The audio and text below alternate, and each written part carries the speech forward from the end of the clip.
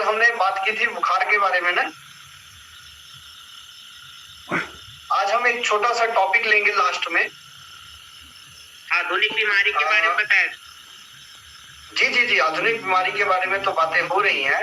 आधुनिक बीमारी की में क्या क्या चीजें वो चलते चलते हम लास्ट में, जैसे कल एक बुखार के बारे में टॉपिक किए थे कि बुखार का इलाज, आज हम एक आयुर्वेदिक फर्स्ट एड किट के बारे में बात करेंगे।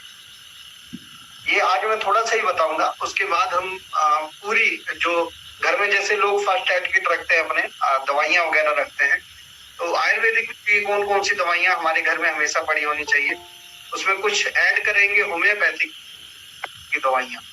तो जो फर्स्ट एड किट, तो नाम सिर्फ उसका फर्स्ट एड किट होगा, बट वो लास्ट स्टेज की भी किट होगी। मतलब किसी को हार्ट अटैक आ जाए, किसी को सांप काट ले, किसी को बिच्छू काट ले, किसी को गोली लग जाए, शीशा लग जाए, है ना, कुछ भी, बच्चे ने कुछ खाया गले में अटक गया हो, तो उसके बारे में भी आयुर्वेदिक की कुछ ऐसी दवाइयां होती हैं जो तुरंत के तुरंत रिजल्ट देती हैं। उसके बारे में हम जरूर बात करेंगे।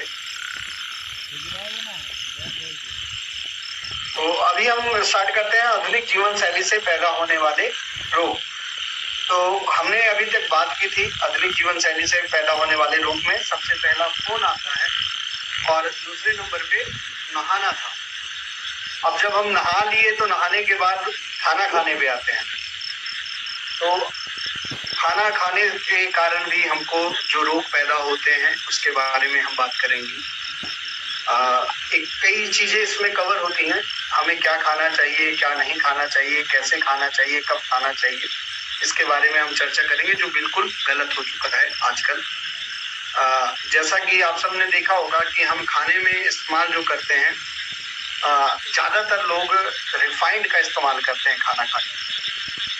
तो रिफाइंड मतलब कैसे रोग पैदा होता है, पहले उसके बारे में बात करूंगा। जैसे हम रिफाइंड हमने प्रयोग किया खाने में अपने, तो रोग पैदा होगा। हमने आयोडीन नमक का इस्तेमाल किया तो रोग आएगा। चाय पत्ती, मार्केट से आने वाले दूध, इन सब का जो अगर हम इस्तेमाल करते हैं तो इसके कारण रोग पैदा होता है। और कई लोग सवेरे खाना नहीं खाते, ब्रेकफास्ट करके जाते हैं। सुबह के खाने को ब्रेकफास्ट कहा जाता है। क्या कहा जाता है, मॉर्निंग जो खाना खाते हैं, तो उसमें होता क्या है, हम ये सोचते हैं, या कई माएँ ऐसी हैं जो अपने बच्चे को सवेरे कुछ बहुत लाइट सा चीज दे के भेज देती हैं। एक ब्रेड खिला देती हैं, ब्रेड खा के बच्चा स्कूल चला जाता है। कोई दूध पिला के भेज देते हैं, या कोई रोल, ऐसा कुछ छोटा मोटा आइटम खिला के बच्चे को भेज दिया जाता है, जिसके कारण बच्चे बीमार होते हैं, शारीरिक तौर पे सही उनका विकास नहीं हो पाता, बहुत सारी बीमारियां उसके कारण भी आती हैं। तो मैं आप सबको बताता हूँ, जैसे ही सूरज निकलता है वैसे ही हमारी जठर अग्नि स्टार्ट हो जाती है। मतलब खाने को पचाने वाला जो जाइम बनता है पेट में, वो सूरज निकलते ही स्टार्ट हो जाता है बनने, और वो 9 बजे तक बिल्कुल टॉप पे रहता है। आप मतलब 9 बजे तक सुबह कुछ भी खाओगे तो वो आपको डाइजेस्ट होगा ही होगा। और आप ये सोचिए कि अगर तेजाब बन रहा है किसी चीज को गलाने वाला, और अगर उसको वो चीज नहीं मिली गलाने के लिए, तो कहीं ना कहीं बॉडी में जाएगी और वो इफेक्ट करेगी। वैसे ही क्या है, एसिड स्टार्ट हो जाते हैं बनने, जिसको जो खाना पचाते हैं, और उसको अगर खाना नहीं मिला तो होगा क्या, वो कहीं ना कहीं जाके और इफेक्ट करेंगे। इसीलिए हमें सवेरे 9 बजे तक खाना खाना है। जैसे कल किसी ने इसमें चर्चा की थी राजीव दीक्षित जी के बारे में। राजीव दीक्षित जी का एक व्याख्यान में सुन रहा था, उन्होंने उसमें बताया कि 18 साल तक उनके किसी मित्र डॉक्टर ने 18 साल तक किसी बंदर पे रिसर्च किया था, उसको बीमार करने की कोशिश की गई। उसको बहुत ज्यादा शुगर दिया गया खाने के लिए, बहुत ज्यादा तेल की चीजें दी गई खाने के लिए ताकि वो बीमार हो जाए, बट वो बीमार नहीं हुआ था बंदर। तो वो परेशान थे कि बंदर का भी शरीर एक इंसान की तरह बना है, पर बंदर बीमार क्यों नहीं हो रहा है। तो राजीव दीक्षित जी से उनकी चर्चा हो रही थी, तो उन्होंने बताया कि आप बंदर को जो खाना देते हो वो बंदर की मर्जी से मत दीजिए। जो भी आपने खाना देना है, बंदर अपनी मर्जी से ना खाए, उसको 12 बजे तक उसको कंट्रोल कीजिए। 12 बजे के बाद में खाना खिलाइए, और 12 बजे के बाद जब बंदर ने खाना स्टार्ट किया तो बंदर अपने आप बीमार हो। ऐसा कई बार गया कि खाना अगर सही टाइम पे ना खाया जाए तो बीमार होगा ही होगा। तो वैसे ही क्या होती है, सवेरे जो होती है हमारी जठर अग्नि बहुत स्ट्रांग होती है। आप अगर उस टाइम खाना नहीं खाते सही तरीके से तो आप बीमार पड़ोगे, या अगर कम खाते हो तो मतलब सवेरे हमेशा हमें ताकत वाली चीजें खानी चाहिए, जितना हो सके हमें सुबह खा लेना चाहिए। और उसके बाद दोपहर में हमारी जठर अग्नि कम हो जाती है, बॉडी में ज्यादा होता है तो उस टाइम हमें कम खाना चाहिए। और रात के समय में मतलब सूरज डूबने तक हमको खाना खा लेना चाहिए। वो किसके शहर में कितने बजे सूरज डूब रहा है, आप उससे 15 मिनट बाद तक भी ये प्रक्रिया कर सकते हो।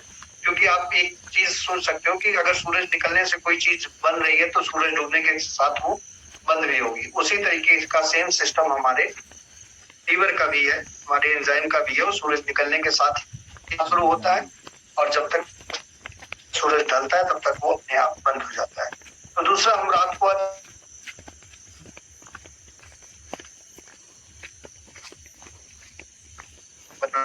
होता है तो 10 बजे बनना शुरू होता है तो खाएंगे कब, 12 बजे। अगर 12 बजे जो खा रहे हैं तो वो उसको पूरी बॉडी से गुजरने में टाइम लगेगा, तो सवेरे ऑटोमेटिक अपने आप फ्रेश नहीं होंगे तो सारा दिन ऐसे ही परेशान, फिर कॉन्स्टिपेशन, पाइल्स, आगे धीरे धीरे बीमारियां बढ़ती चली जाएगी। तो इसलिए हो सके तो हमको जल्दी से जल्दी खाना खा लेना चाहिए। और दूध के बारे में चर्चा की गई है। दूध बहुत ज्यादा लोग इसमें कंफ्यूजन में रहते हैं। जैसे आयुर्वेद कहता है कि दूध शाम को पीना चाहिए, और ज्योतिष शास्त्र बताता है कि, शुभम जी हैं इसमें? शुभम जी आप हैं ना? थोड़ा सा आप इसमें करेक्ट करना, मैं आपसे कुछ ये पूछूंगा। मैं आप सबको बता देता हूँ, शुभम जी बहुत अच्छे ज्योतिषाचार्य हैं। किसी को कुंडली वगैरह दिखानी हो तो बहुत अच्छा बताते हैं, और आयुर्वेद रूप पे बहुत अच्छा वर्क है इनका, मतलब ज्योतिष के अकॉर्डिंग। तो इनसे भी कुछ क्वेश्चन हम बीच में करेंगे। बताता है कि दूध जो है वो शाम को पीना चाहिए, और रात्रि कहीं नहीं लिखा है। अगर कोई हमारे यहाँ बीएमएस के स्टूडेंट बहुत हैं, अगर उनको कहीं दिखता है कि दूध रात्रि को पिया जाए तो वो मुझे व्हाट्सएप कर सकते हैं। रात्रि कहीं नहीं लिखा हुआ, शाम को सूरज डूबने के बाद तक पी सकते हैं। 2-3 चीज है इसके पीछे, मैं बताता हूँ। हर चीज सबका अपना अलग अलग है। एक ये, और ज्योतिष क्या कहती है कि ज्योतिष कहती है कि सूर्य का जो दूध है वो दिन में पीना चाहिए, क्योंकि सूरज की रोशनी में ही इसका डाइजेशन होता है। ज्योतिष बहुत बड़े ज्योतिषाचार्य हैं, पवन जी, टीवी वगैरह पे भी आते हैं, उनका लाइव आता है शो। उन्होंने बताया था कि सूरज की रोशनी में ही दूध डाइजेस्ट होता है। तो ये दोनों डिफरेंट हो गए। आयुर्वेद कहता है कि रात को, और ज्योतिष कहता है कि दिन में, मतलब सूरज की रोशनी जब तक है तब तक, है ना। और मॉडर्न साइंस जो है उनके अकॉर्डिंग तो जो डीपली नहीं जाते वो तो कहते हैं कि कभी भी आप ले सकते हो। बट उनका भी एक रिसर्च आया है सामने कि दूध को बचाने वाले एंजाइम जो है वो रात को ही बनते हैं। दूध को बचाने वाले एंजाइम रात को ही बनते हैं। तो आप अगर ये तीनों, हाँ शुभम जी, मैं आपसे पूछना चाहता हूँ, क्या ये बात सही है कि दूध को दिन में पीना चाहिए? ज्योतिष में ऐसा कहीं वर्णन है? दिन के बारे में बताया हुआ है पीने में? हाँ, ये कुछ प्रमाणित ग्रंथ में तो ऐसा कोई वर्णन नहीं है, लेकिन टोटका या लोग अपने उपाय वगैरह जो बताते हैं उसके अकॉर्डिंग है। उसके अकॉर्डिंग है ना। हाँ, तो ये तीनों चीज को मैं करेक्ट करता हूँ। जब ये तीनों चीजों को हम एक जगह बैठा के देखेंगे कि तीनों का मत अलग है पर सही क्या है, तो इसके बारे में अब हम बात करते हैं। तो इसके बारे में ऐसे हमें पता लगता है, एक जो अभी जो रिसर्च आई है कि जो दूध को बचाने वाले एंजाइम है वो रात को ही बनते हैं। एक पहलू आप ये नोट कर लीजिए। दूसरा क्या है कि आयुर्वेद कहता है दूध शाम को ही पीना चाहिए, और ज्योतिष कहता है कि दूध जो है वो दिन में, मतलब तो उसका कहना है कि सूरज की रोशनी में ही इसका डाइजेशन होता है। तो आयुर्वेद सही कहते हैं, वो मिडल में इसलिए बैठा है, मैं आपको बता रहा हूँ। मतलब एक चीज की हम सपोर्ट नहीं कर रहे हैं, मतलब बता रहे हैं कि एक कह रहा है कि रात को डाइजेशन होती है, एक कि सूरज की रोशनी में जो है डाइजेस्ट होता है। तो दोनों अपनी जगह पे सही है। कैसे है कि सूरज प्रकाश है धरती पे, तब तक उसकी ऊष्मा से दूध डाइजेस्ट होता है और दिन में दूध पीने से गैस बनता है। ये अगर आप नोट करोगे, डीपली जाके देखोगे, पेशेंटों पे वर्क करोगे तो ये आपको मिलेगा। आयुर्वेद का कहना है कि शाम को पीना चाहिए। क्यों पीना चाहिए? क्योंकि उसको पचाने वाले जो एंजाइम है वो रात को ही बनते हैं। एक चीज ये, तो हमारी थिंकिंग ये होती है कि हम रात को क्यों ना पिए। अगर पचाने वाले एंजाइम रात को पैदा होती है तो हम शाम को क्यों पिए? तो अगर हम शाम को नहीं पिएंगे दूध को, मतलब एक मेडल है, अगर हम उसको शाम को नहीं पिएंगे तो सूरज का प्रकाश उस पर नहीं पड़ेगा। ये मत सोचिए कि हम कमरे में बैठे हैं तो सूरज का प्रकाश नहीं पड़ रहा है। उसकी ऊर्जा जो है वो हर जगह रहे, चाहे आप कमरे पे हो चाहे बाहर। तो एक अगर हमने शाम को पिया, जैसे 6-7 बजे के करीब हमने पिया, तो सूरज का प्रकाश भी उसको मिल गया। एक आयुर्वेद दूसरे नंबर पे सेट हुआ। तीसरा जो बताती है दूध को जो है वो रात को बन गया। अगर आपने शाम को पिया है तो उसका मैसेज ब्रेन को जाएगा कि इस चीज को पचाने के लिए अब आपने एंजाइम रिलीज करना है, तो वो बनाएगा। पर वही अगर हम बहुत रात को पीते हैं दूध, तो जो एक सिस्टम है उसको पता है कि दूध नहीं आया है, उसको बचाने के लिए एंजाइम नहीं बराबर उसने एंजाइम नहीं छोड़ना है। और दूसरा जो ज्योतिष बताता है कि सूरज की रोशनी में डाइजेस्ट नहीं होता, तो दोनों गैप हो जाएगा। अगर आपने रात को 10-11 बजे के करीब दूध लिया तो हमारी बॉडी वो दूध को बचाने वाले एंजाइम ही नहीं छोड़ेगी, तो फिर वो भारीपन हमको लगा रहेगा। इसीलिए दूध का जो सेवन है शाम को करना चाहिए। तो ज्योतिष और जो आयुर्वेदा है वो करेक्ट करता है, और ये एलोपैथिक जो अभी मतलब मॉडर्न डॉक्टरों ने जो रिसर्च किए वो भी सही है। उसको बचाने के जो एंजाइम है वो शाम को रात को ही बनता है, पर बनेगा तब जब उसे पता होगा कि जैसे आपके घर कोई मेहमान आया है तो वो आएगा तो आप रोटी बनाना स्टार्ट करोगे उसको खिलाने के लिए। अब आपको पता है कि मेहमान आया ही नहीं है तो आपने रोटी क्यों बनानी है।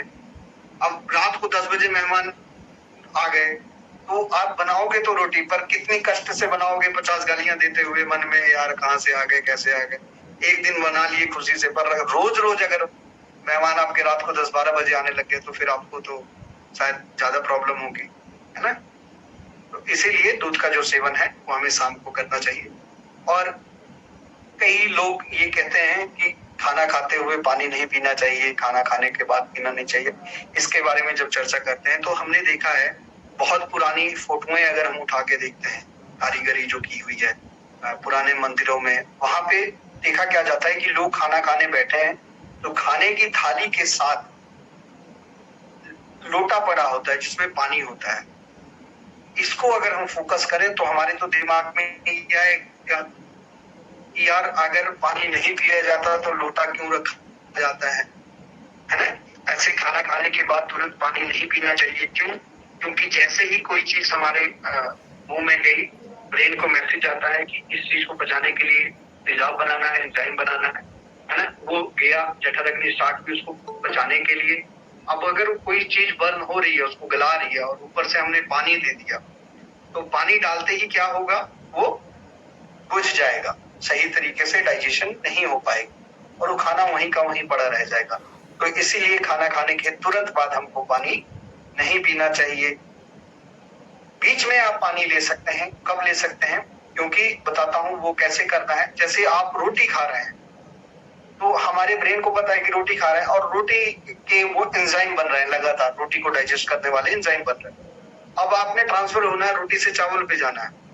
तो जब आपने चावल पे जाना है तो एक घूंट, छोटा घूंट आप पानी का ले सकते हैं। उससे क्या है, ब्रेन को मैसेज हो जाएगा कि बस रोटी के एंजाइम बनाना बंद, पानी आ गया, अब खत्म कीजिए। वो जब अंदर चला जाएगा तो आपने चावल स्टार्ट करना, फिर ब्रेन को मैसेज आएगा चावल के लिए। और थोड़े बहुत पानी से आपकी जठराग्नि नहीं बुझेगी। एक के बाद मुंह में खाना खाने के नहीं लगी रहनी चाहिए, इसलिए खाना खाने के बाद एक घूंट पानी पीना ही है, कुल्ली करनी है अच्छी तरह से और उसको अच्छी तरह मतलब 32 बार आप अंदर घुमाइए, दांतों से चबाइए उसी पानी को। कहीं लिखा हुआ है कि खाने को पीना चाहिए और पानी को खाना चाहिए। तो इसका मतलब क्या है, पानी को जब आप चबाएंगे मतलब मुंह में रख के करेंगे तो ज्यादा लार सलाइवा जो है आपकी वो ज्यादा बनेगी और वो जब अंदर जाएगी तो अच्छा औषधि का काम करेगी खाने को पचाने के। बट सिर्फ एक घूंट, ज्यादा जाएगी तो प्रॉब्लम होगी। इसीलिए खाना जब लेके बैठते थे तो लोटा पानी होता था, और पानी इसलिए रखा जाता है क्योंकि पानी जो है वो चंद्रमा का कारक है, वो शांति देता है। पानी अगर आपके पास में है तो आप आराम से बैठ के, आपका ब्रेन रिलैक्स होता है, ये ज्योतिष के अकॉर्डिंग है। पानी रखा होगा पास में तो आपका ब्रेन रिलैक्स होगा। तो जो स्टूडेंट हैं अभी जो तैयारी कर रहे हैं किसी चीज की, तो जब वो पढ़ने बैठे तो पानी का गिलास लेके बैठे, खुला पानी हो, ढका ना हो, बोतल लेके नहीं बैठना है। चंद्रमा है और आप उसको बंद करके ना बैठे, खुला पानी लेके बैठना है। तो इससे क्या होगा, दिमाग उनका ठीक रहेगा। जी, कोई कुछ बोलना चाह रहा है?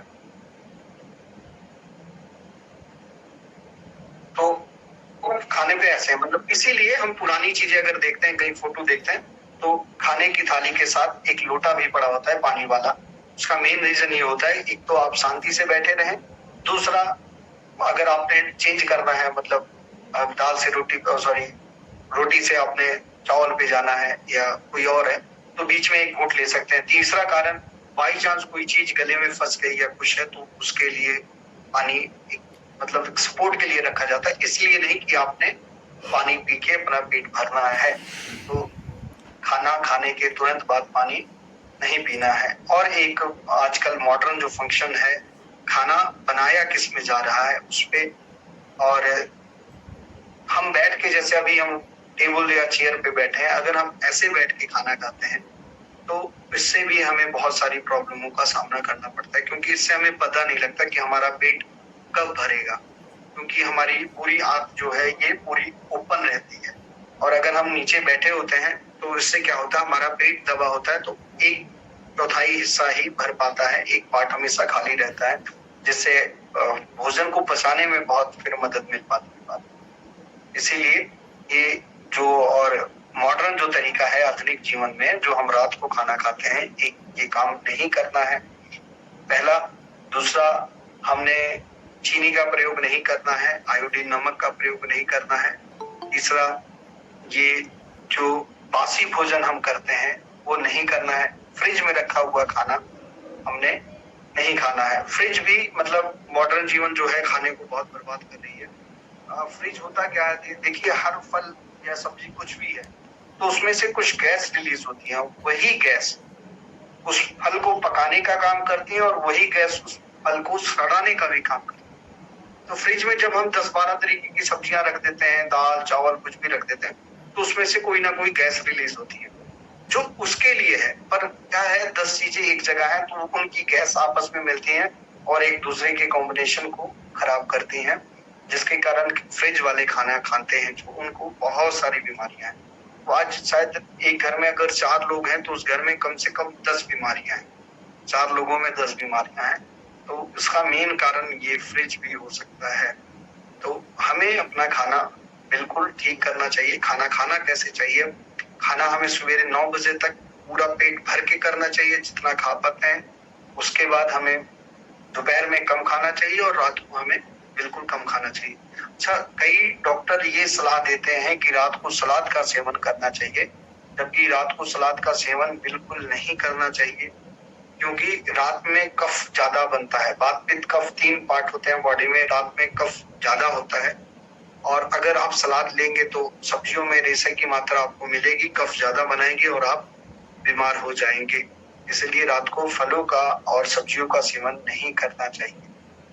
तो जो लोग रात को सलाद का सेवन करते हैं तो वो भी छोड़ दीजिए। अपनी जीवन शैली में ये भी बहुत है कि लोग सलाद बहुत खाते हैं शाम में, तो ये 2 चीजें लीजिए। पीने का भी इसमें कवर हो चुका है। अब आ जाते हैं दवा। अपनी जीवन शैली का ये बहुत बड़ा और इम्पोर्टेंट पार्ट है दवा। हम कोई भी दवा बहुत शौक से खाते हैं। किसी को सर दर्द हुआ, जुकाम हुआ, बुखार हुआ, उन्होंने तुरंत की तुरंत कोई ना कोई दवा उठानी है और खा लेनी है। जबकि आप दवा के बारे में 1 सेकंड का टाइम दें। अब अभी खाने और पीने तक कोई किसी का क्वेश्चन है तो आप कर सकते हैं, अनम्यूट करके आप।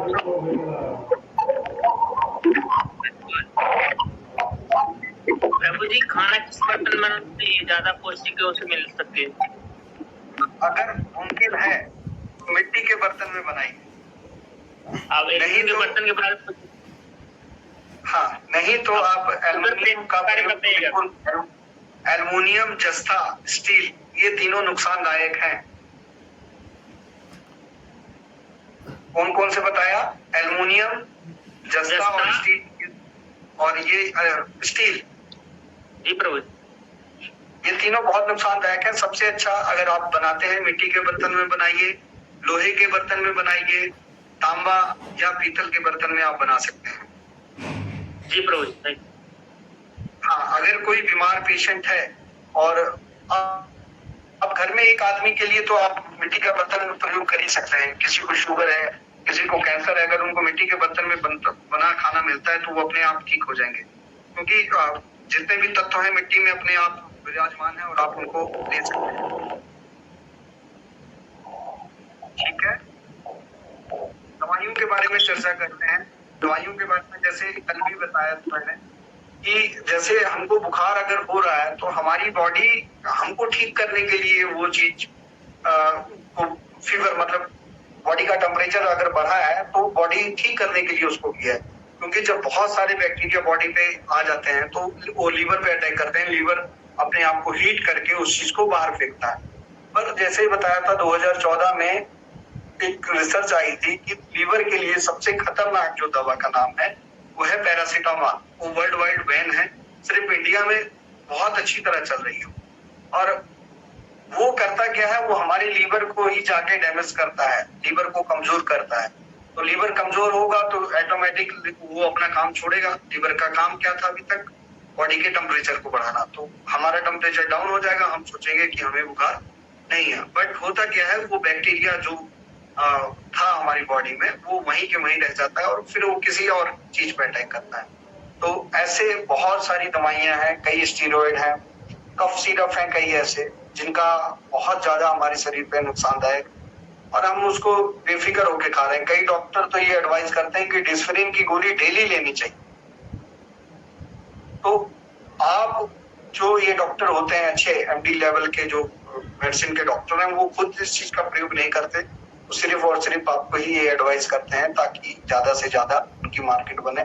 और आप सबको बताता हूँ, जब आप सब हॉस्पिटलों में जाओगे ना तो आपके पास एमआर आते हैं अच्छी अच्छी कंपनियों के, वो आपको बहुत अच्छी अच्छी ऑफर देंगे कि आप हमारा ये प्रोडक्ट निकालिए, हम आपको इतना ऑफर देंगे।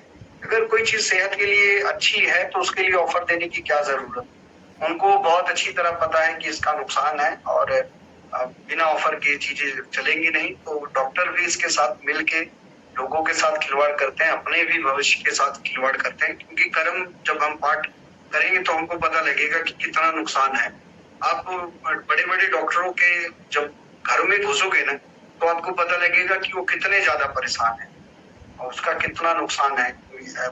आधे डॉक्टर डिप्रेशन में है, किसी की वाइफ नहीं ठीक है, कि बच्चे नशा कर रहे हैं।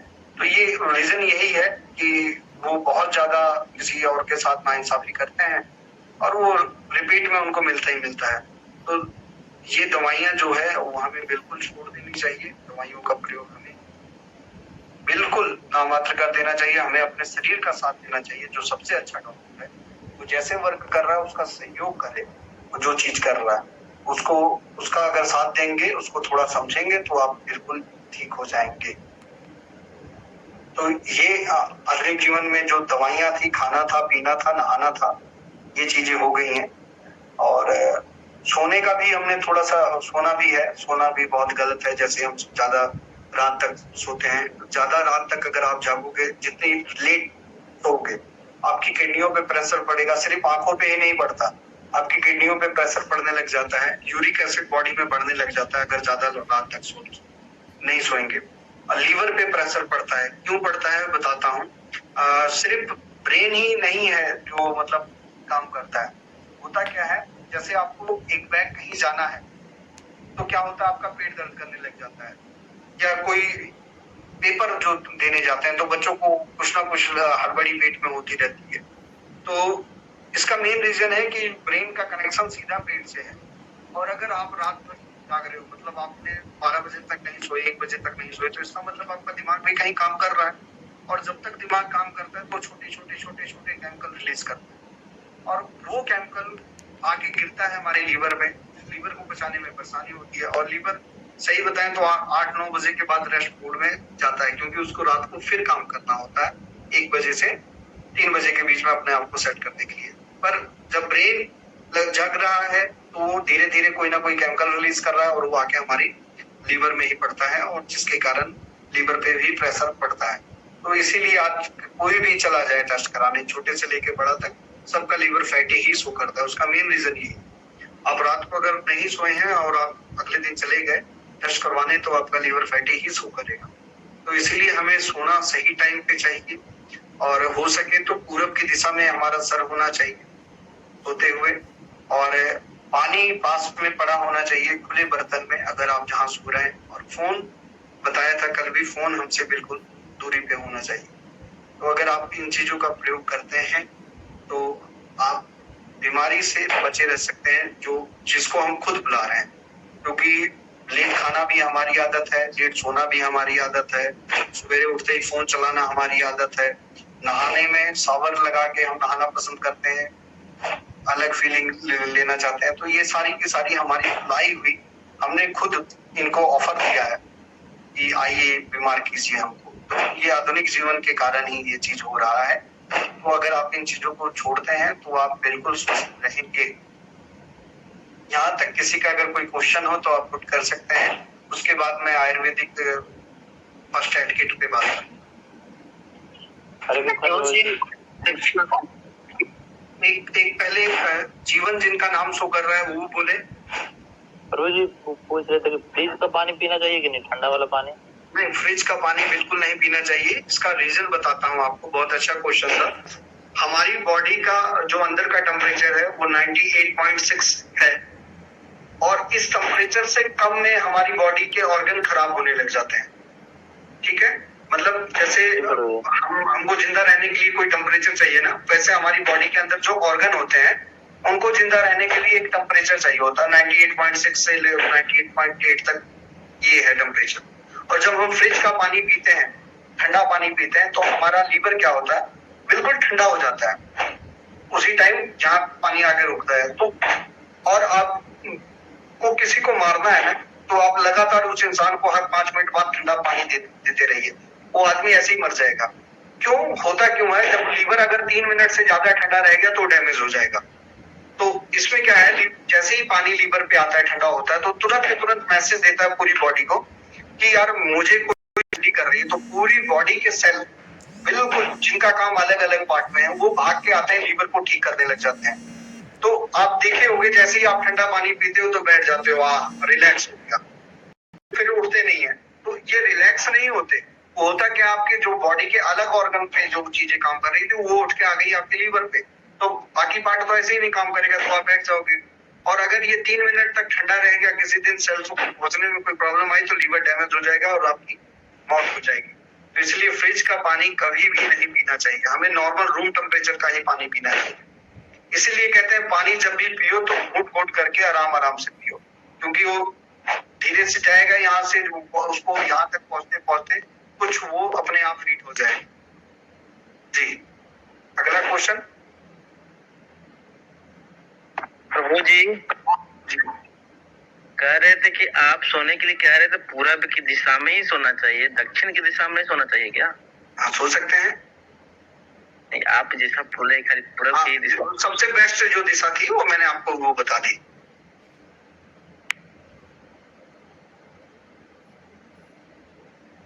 और किसी का कोई क्वेश्चन? मेरा क्वेश्चन है सर जी। जी, मेरा क्वेश्चन ये है सर, आप ऐसे मिट्टी के बर्तन की बात ने बताया सर, मिट्टी के बर्तन में खाना चाहिए सर। अगर मतलब खाना तो ये मिट्टी के बर्तन में ही बनेगा, अगर स्टील का थालिया में जो खाएगा वो तो चल सकता है, नहीं कि सारा मिट्टी में थोड़ा आएगा। देखिए क्या होता है, अब किसी चीज को अगर आप पका ही उस चीज में रहे हो तो उसका गुण ज्यादा आ जाएगा ना उसमें। और जब आप, होता क्या है, अगर आप स्टील के बर्तन में पकाओगे तो धीरे धीरे एक पेशेंट था, उसके बाल चिट्टे हो रहे थे और बहुत पैसे वाला पेशेंट था, तो उसने अपना बाल अमेरिका भेजा था टेस्ट करवाने के लिए। तो उस टेस्ट में ये आया कि उसकी बॉडी में स्टील की मात्रा बढ़ रही है, जिसके कारण उसके बाल चिट्टे हो रहे हैं। तो होता क्या है, जब आप लगातार कोई खाना एक ही चीज बर्तन में बनाते हैं, आप सबके घर में स्टील पड़ा होता है, उसी में खाना बनाई जा रहा है, तो उसके ज्यादा गुण उसमें स्टील में आते हैं। क्यों घिसता है वो अपने आप देखिए, आपके पास जो भी कुकर है, कढ़ाई है, जो भी है, वो 1 1.5 साल 2 साल के अंदर अंदर वो बिल्कुल पतला हो जाता है, क्योंकि उसके गुण धीरे धीरे कट के उसमें आ रहे हैं। तो मिट्टी में अगर आप ये बनाते हैं तो मिट्टी के गुण आएंगे, तो उसका कोई साइड इफेक्ट होगा नहीं। और अगर आप मान लो स्टील के बर्तन में खा भी रहे हो, तो हो सके तो खाने के लिए बर्तन अगर आप इस्तेमाल करते हो, कांच का इस्तेमाल कर लीजिए, चीनी मिट्टी का इस्तेमाल कर लीजिए। और रिलायंस वालों के घर में आज मिट्टी का बर्तन यूज हो रहा है, अंबानी के घर में मिट्टी का ही बर्तन यूज हो रहा है बनाने के लिए खाना। तो हम क्यों नहीं खा सकते? हम अपने आप को पिछड़ा समझ रहे हैं कि हम मिट्टी में खाएंगे तो हमको लोग गरीब समझेंगे। एक चीज और सर, इसमें मिट्टी में इसको 12 मास हर, जैसे कि बर्तन बनाने के लिए मिट्टी के प्रयोग, खाने के लिए मिट्टी का ये थरिया होना चाहिए, पीने के लिए मिट्टी का गिलास होना चाहिए। जितना आप ऐड कर सकते हो उतना ऐड कर लीजिए, बहुत अच्छा है। इससे 2-3 चीजों का है। एक तो सबसे पहले जो हमारी कुम्हार जाति होती थी, जो मिट्टी का बर्तन बनाते थे, उनको बहुत सपोर्ट मिलेगा, उनको खाने पीने का रोजगार मिलेगा, है ना। दूसरा क्या है, जो हमारी इंडिया की अर्थव्यवस्था बहुत स्ट्रॉन्ग होगी इससे। अगर आप मान के चलो सिर्फ 4 दिन भी अगर इंडिया के बनाए बर्तनों में लोगों ने खाना खा लिया, तो इंडिया की जीडीपी अपने आप उठ जाएगी। बाहर से कितना सामान एक्सपोर्ट हो रहा है, यहाँ इंडिया में आ रहा है, उसका तो आप अंदाजे छोड़ दीजिए। तो हो सके जितना आप यूज कर सकें तो आप कीजिए। लास्ट क्वेश्चन सर मेरा, सर ये जैसे कि आपने आधुनिक पद्धति के अपने सर सारा चीज बताया सर। एक चीज मुझे आप पूछना है कि हमारे साल में 12 साल होता है, महीने होते हैं सर। हिंदी में तो लोग कहते हैं मास, ये फागुन वगैरह कहते हैं, अंग्रेजी में जनवरी फरवरी कहते हैं। जैसे कि हर मास में एक मतलब एक जैसे कि जनवरी का महीना चल रहा है, तो उस महीने में क्या क्या खाना चाहिए और नहीं खाना चाहिए, इस सर 12 महीने का सब माने मीनिंग तो जरूर होगा इसका सर। मतलब मैं जब आप शायद पहले दिन नहीं थे क्लास में, इसीलिए ये बता रहा हूँ कि क्लास में रहना बहुत ज्यादा जरूरी है। फर्स्ट डे जब हम सब ये टॉपिक के बारे में ही बताया था कि किस दिन हमने क्या क्या इसमें कवर करना है, तो उसमें मैंने, आप 12 महीने की बात कर रहे हो, मैंने पर डे के हिसाब से भी बताया कि हम किस दिन हमको क्या खाना चाहिए, उसके बारे में भी हम चर्चा करेंगे। महीनों की तो बात ही छोड़ दीजिए आप, ठीक है जी सर। मैंने अपने आप सोच रहे सर कि पहले के लोग इतना हिस्ट पुष्ट रहते थे, बलवान क्यों रहते थे? ये आप क्लास के बाद सोचिए, क्लास में किसी और को अगर मौका मिले क्वेश्चन करने का। जी कोई और क्वेश्चन चाहता है? हरे कृष्णा प्रभु जी।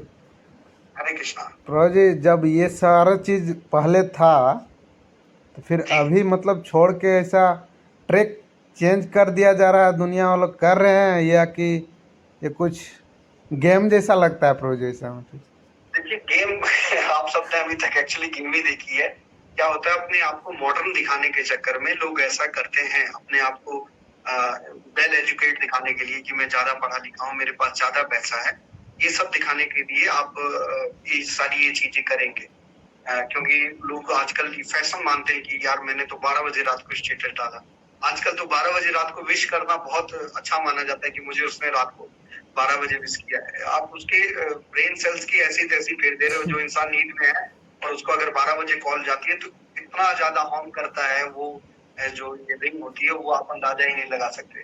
बट ठीक है, 12 बजे फोन करना बहुत ज्यादा जरूरी है। तो ये सिर्फ अपने आप को मॉडर्न दिखाने के चक्कर में ये सारी चीजें हो रही है। तो इसीलिए सिंपल रहिए और स्वस्थ रहिए, क्योंकि आपके पास करोड़ों रुपए आ गए और अगर आप पैरालाइज हो तो उन पैसों का आपके लिए क्या है?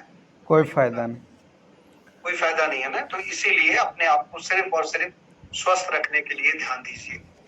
और एक प्रश्न था प्रभु जी कि जी, इधर मान लीजिए हम लोग 9 बजे सो जाते हैं और उधर जितना जल्दी उठ पाए वो अच्छा है कि एक टाइम ब्रह्म मुहूर्त के?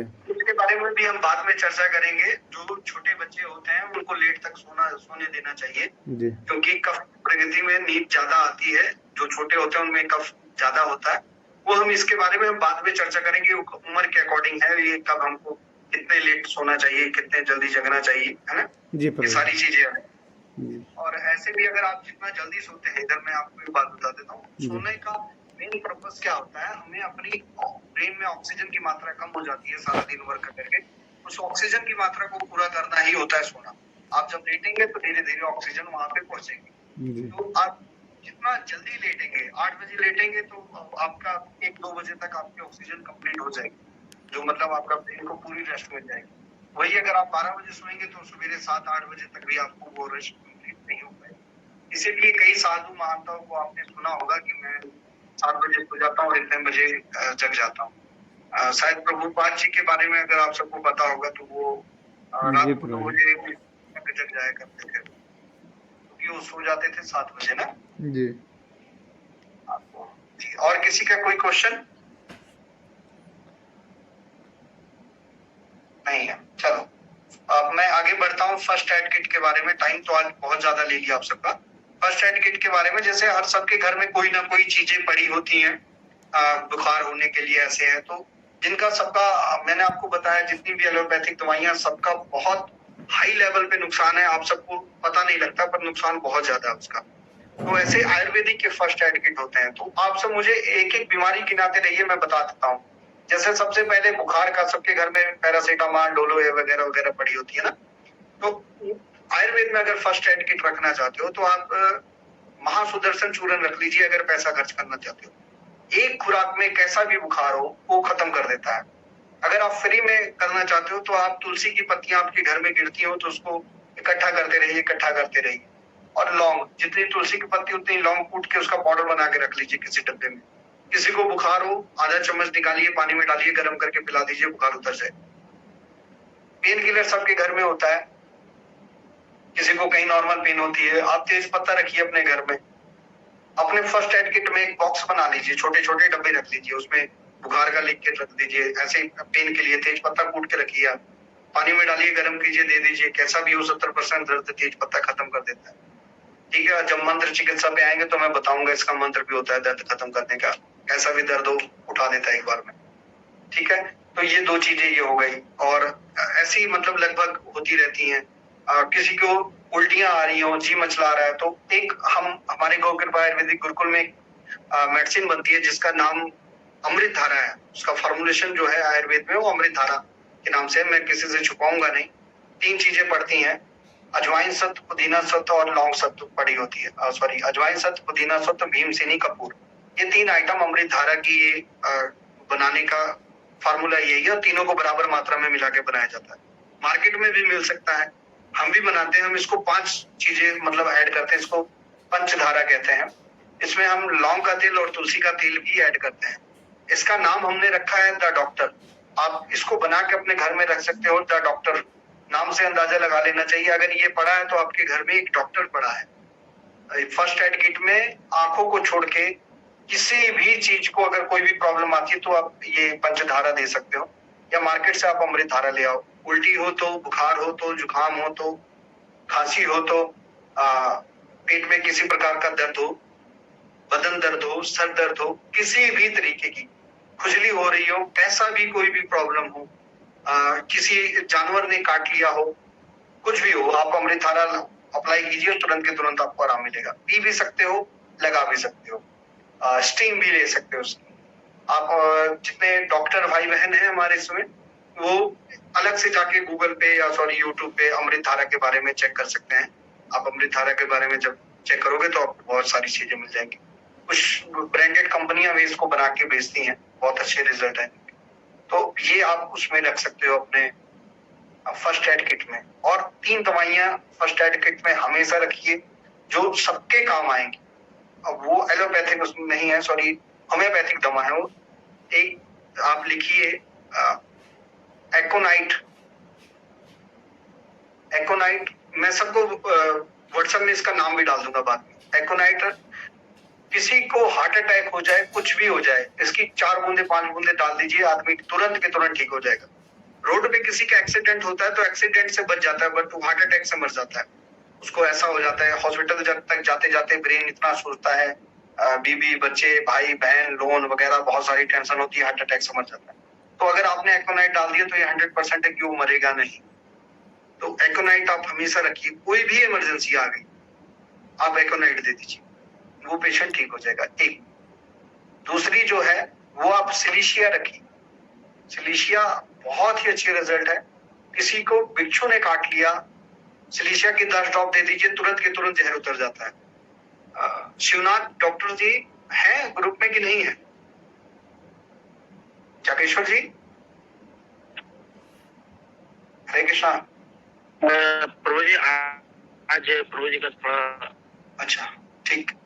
तो ये इसलिए बता रहा था, आप भी जागेश्वर जी भी वहां पे थे, हम सब झारखंड में हमारा कैंप लगा था वहाँ। किसी प्रभु जी ऑफ हो गई थोड़ा मोबाइल ऑफ हो गया तो मेरा कि आपका? सबको अगर आ रही हो आवाज तो प्लीज एक ये स्पीकर हैंड वाला भेज दें। सर आ रही है। हाँ, तो सिलीशिया के बारे में मैं बताना चाहता हूँ, इसको फर्स्ट एड किट में जरूर रखें। किसी को किसी जानवर ने काट लिया, डंक वाले आवाज आ रही है, किसी को डंक वाले जानवर ने काट लिया तो उसकी 10 ड्रॉप डालते तुरंत के तुरंत उस पेशेंट को आराम मिल जाता है। और अमृत धारा है तो वहां पे लगा देने से तुरंत के तुरंत आराम मिल जाता है। हम झारखंड में थे, रात का टाइम था, किसी पेशेंट को बिच्छू ने काटा था, डंक किया था और पेशेंट की मानसिक स्थिति तक असर किया था, मतलब वो बहुत उल्टी सीधी हरकतें कर रही थी लेडीज से। तो डॉक्टर जागेश्वर जी और एक शिवनाथ जी के मतलब वो वहाँ क्लिनिक पे आए थे, मैं तो वहाँ पे किसी को पता नहीं था कि मैं क्या हूँ।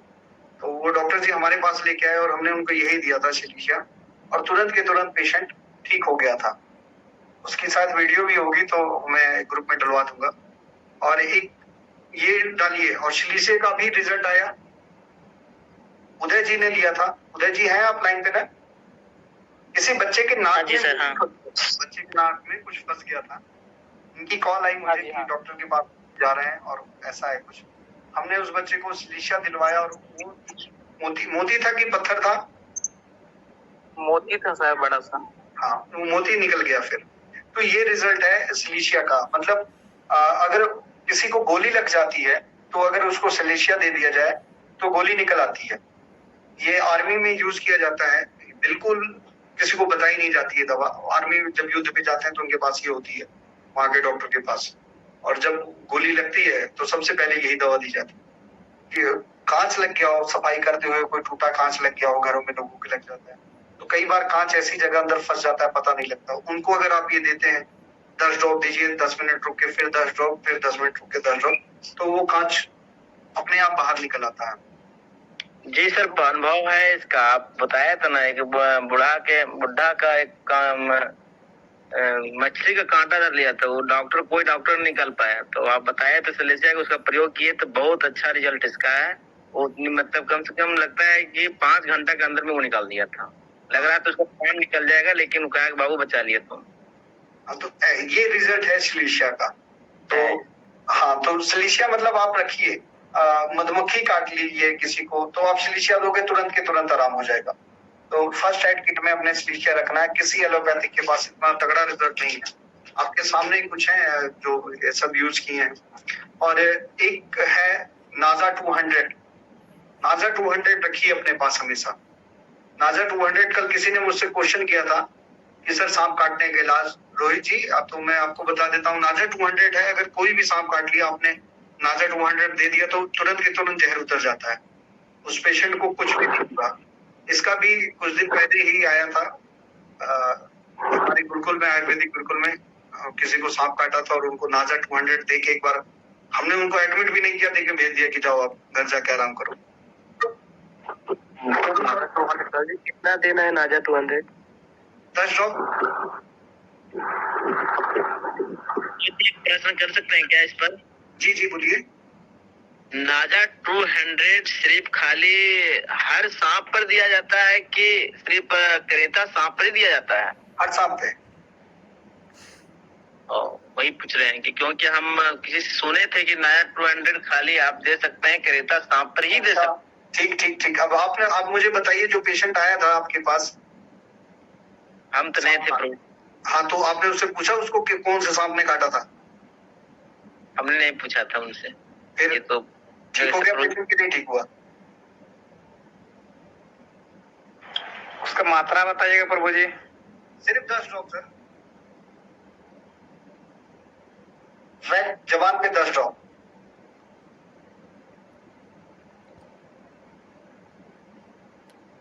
प्रभु जी, आजकल एक कॉमन बीमारी आ गया है कि सबका बाल झड़ रहे हैं, तो उसके लिए कौन कौन सा मेडिसिन आता है? जागेश्वर बाद में आएंगे प्रभु। हम हम बीमारियों पे बाद में आएंगे। अभी हम सिर्फ ये टॉपिक में इसलिए ये फर्स्ट एड किट में ऐड करवाया क्योंकि लोग सोचते हैं कि प्राथमिक सहायता जो ली जाए वो एलोपैथिक डॉक्टर से ली जाए, तो वो लेने तो हम चले जाते हैं बट बाद में हमारी हालत खराब हो जाती है। इसीलिए मैं आप सबको बता रहा हूँ कि हमारे घर में ये टैबलेटें जरूर होनी चाहिए, जिससे छोटी मोटी कोई भी प्रॉब्लम आती है तो आप तुरंत लीजिए और बहुत बड़े रिजल्ट है। मैं आपको बताया, हार्ट अटैक तक अगर रोक रहे हो आप, सांप काटा पेशेंट ठीक हो रहा है, भिक्षु काटा पेशेंट ठीक हो रहा है, तो इससे बड़े फिर आप छोड़ दीजिए, फिर आपसे अच्छा डॉक्टर ही नहीं है। आप सिर्फ अपने शहर में ये लिखवा दीजिए कि कोई भी सांप काटा पेशेंट हमसे मिल सकता है, तो आपके पास भीड़ खत्म नहीं होगी। प्रभु जी एक लास्ट प्रश्न था, जी बुरा मानिएगा, सांप पर ही है क्या? एक कहते हैं बहरा जाड़ा काटने पर सांप ये क्या नाजा 200 ठीक हो जाए क्या? वो है क्योंकि वो मांस गल गल के गिरने लगता है। ठीक है, उसके बारे में जब हम ये सांप के ट्रीटमेंट पे आएंगे ना सर, तो मैं आपको बताता हूँ कि हमारे आयुर्वेद में लिखा हुआ है कि अगर आदमी को सांप काटे मर गया, सिर्फ 24 घंटे में, अगर मरने के बाद भी 24 घंटे तक आपके पास पहुंचता है तो उसको भी जिंदा करने की क्षमता आयुर्वेद रखता है। वाह रे वाह। बिहार में एक जगह है, बता देता हूँ, बिहार में एक जगह है, वहाँ पे मरे हुए आदमी को लेके जाते हैं सांप काटे हुए सिर्फ, और वो इंसान जिंदा हो जाता है वहाँ पे। वो पता है ना? जी जी प्रभु जी जानते हैं। हाँ, तो वहाँ पे कुछ किया जाता है, ऐसे ही नहीं कि लेके चले जाते हैं और जिंदा हो जाता है। वहाँ माता जी ने श्राप दिया था सांप वंश को कि आपका काटा हुआ यहाँ कोई नहीं मरेगा। सती माता जी ने श्राप दिया था उस जगह पे कि इस जगह पे कोई नहीं मरेगा, बट वो किसी फैमिली को एक फार्मूला देके चली गई, तो वो फार्मूला आज तक चल रहा है। वो फार्मूला आप सबको मैं बता दूंगा, आप सब कर सकते हैं, बट इसका दावा नहीं करना कि मरे हुए लोगों को ही लेके आई जाओ आप, नहीं तो कई बार कुछ हो सकता है, बट बाई चांस अगर कुछ ऐसा होता है तो आप ये ट्राई कर सकते हैं। रीजन बताता हूँ, सांप काटने के बाद आदमी तुरंत नहीं मरता, कैसा भी सांप, चाहे जैसा सांप हो, तुरंत नहीं मरता। जो आप बात कर रहे हैं, सांप काटने के बाद 7 दिन तक हमारे अंदर जान रहती है, बस हर चीज की जो फ्रिक्वेंसी है उसको बिल्कुल डाउन कर देता है, एकदम लो हो जाता है, क्योंकि ब्लड हमारा इतना मोटा हो जाता है कि उसको निकलने के लिए, चलने के लिए बहुत सारी दिक्कत होती है। इसीलिए पहले सांप काटे हुए, पहले नहीं आज भी सांप काटे लोगों को चलाया नहीं जाता, उनको पानी में प्रभावित किया जाता है। उसका मेन रीजन ये होता था कि पानी में अगर हम उसको प्रभावित कर रहे हैं तो कोई ना कोई साधु संत ऐसा होगा जो नदी के किनारे बैठा होगा और वो उसको निकाल के जिंदा कर सकता है। ऐसे आप सबने कई वीडियो, कई न्यूज़पेपर की कटिंग भी देखी होगी कि सांप काटा हुआ था और पेशेंट दोबारा जिंदा होके 10 साल बाद, 5 साल बाद, 2 साल बाद घर वापस आया है। तो उसका मेन रीजन यही होता था कि सांप काटने के बाद कोई मरता नहीं है, बट आपको उसकी पल्स जो है वो पता नहीं लगेगी। ठीक है सर? सर तो वो साधु महात्मा कैसे जानेगा, जो बह के जाता होगा वो कैसे जानता होगा कि सांप ही काटा है? साधु बन के देखिए, फिर आपको पता लगेगा कि क्या पता लगता है क्या नहीं। ये प्रश्न क्या, कि प्रश्न क्या है, जैसे कि एक हमारे मित्र जो मरे हुए थे सांप काटने के बाद, कहते हैं कि नाक से बात ही गिर जाता है तो का तो कोई बचा नहीं पाता, ऐसा होता है क्या कुछ? नहीं, ये सारी चीजें सिर्फ कहने के लिए। मैं आपको एक वीडियो भेजूंगा जिसकी बात कर रहे हैं कि सांप और एक बिछखोपड़ा, जिसको प्रजाति कहते हैं, बिछखोपड़े में तो जहर ही नहीं होता जी ठीक प्रभु है ना। तो ये सारी चीजें मैं आपको एक वीडियो भेजूंगा जो लाइव की हुई है, जिसमें सांपों को कटवाया गया है, दिखाया गया है हर प्रजाति के सांपों को। ऐसा कुछ नहीं है, ठीक है। सिर्फ इंडिया में 4% ऐसे सांप हैं जिनका जहर होता है, जो बॉडी पे वर्क करता है।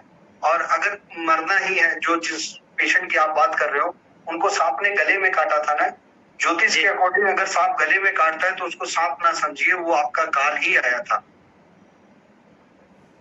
है ना।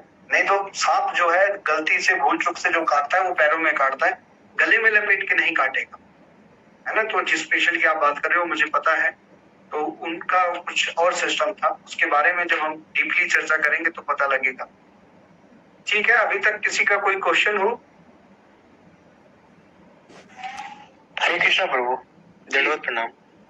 प्रभु मैं ये कहना चाह रहा था कि जो टॉपिक आज की चर्चा होने वाली है या कल की जो होगी, वो आज ही कंफर्म कर दिया जाए कि कल की टॉपिक ये होने वाली है। हाँ देखिए, अभी तक ये जो हमने आधुनिक जीवन के बारे में हमने बात की थी, तो उसमें हमने सारा कुछ किया। अब वास्तविक कारण क्या है, रोगों के वास्तविक कारण जो है, तो उसमें वास्तविक कारण पे हम बात करेंगे। नमक पे, चीनी पे, तेल पे, चाय, साबुन, आरओ का वाटर जो है, टूथपेस्ट, दूध, फ्रिज, बर्तन, ये जो भी चीज है वास्तविक कारण जो है, उन पे हम बात करेंगे। इन पे डीपली चर्चा करेंगे कि नमक से हम कैसे बीमार हो रहे हैं। एक तो कहते हैं कि आयोडीन नमक खाने से ये बीमारी घटती है, तेल से कैसे बीमार हो रहे हैं हम सब, चाय से कैसे बीमार हो रहे हैं, इन चीजों पे चर्चा करें। चुप रहो। कल का टॉपिक यही रहेगा।